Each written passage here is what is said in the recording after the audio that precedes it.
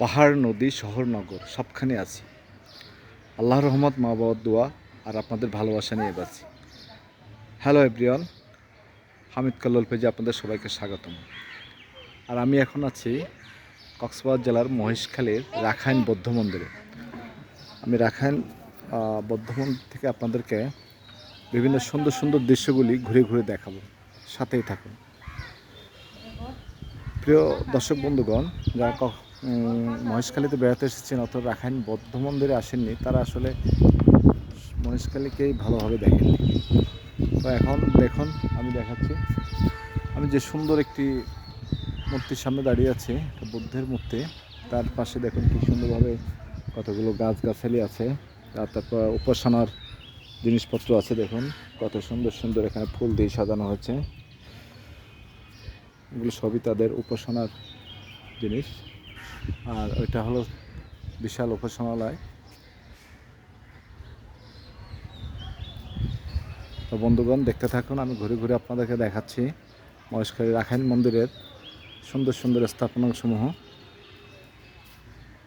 দেখুন এখানে কি সুন্দরভাবে গেট করা হয়েছে। দেখুন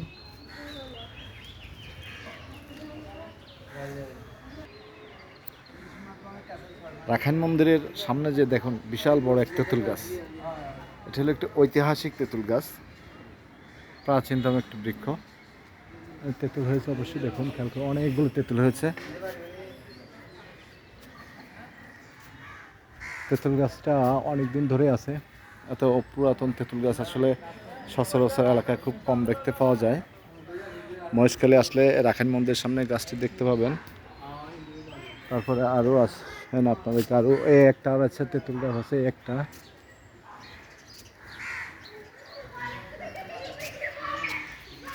দেখুন কত সুন্দর স্থাপনা করছে তারা, অনেক সুন্দর কারুকার্য।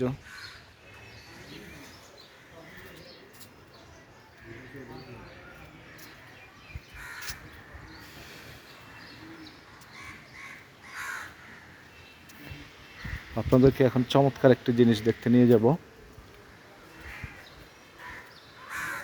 গৌতম বুদ্ধের বিশাল আকার একটি মূর্তি আছে এখানে। দেখুন,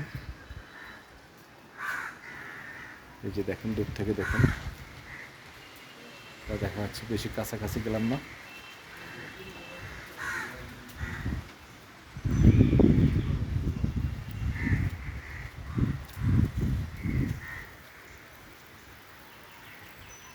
এখানে আরেকটি স্থাপনা আছে, দেখুন বিশাল বড় কারুকার্য খচিত, খুব সুন্দর স্থাপনা।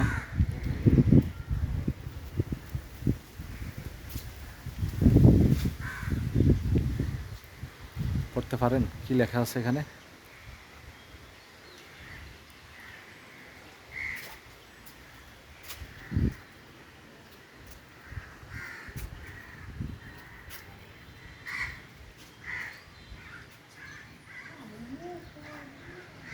এখানে অনেক সুন্দর সুন্দর দৃশ্য আছে।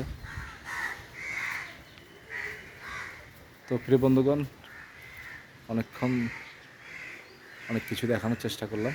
যারা অবশ্যই কক্সবাজার জেলার মহেশখালী আসবেন, রাখাইন স্থাপনাগুলো দেখে যাওয়ার চেষ্টা করবেন।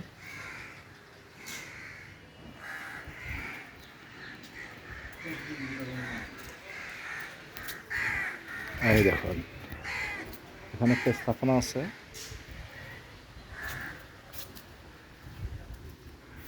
আর এই তেঁতুল গাছের নিচে এসে আমি ভিডিওটা শেষ করব।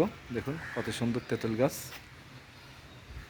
ভালো থাকবেন সবাই। ভিডিওটি ভালো লাগলে লাইক কমেন্ট করবেন, আরও ভালো লাগলে শেয়ার করে দেবেন। ধন্যবাদ।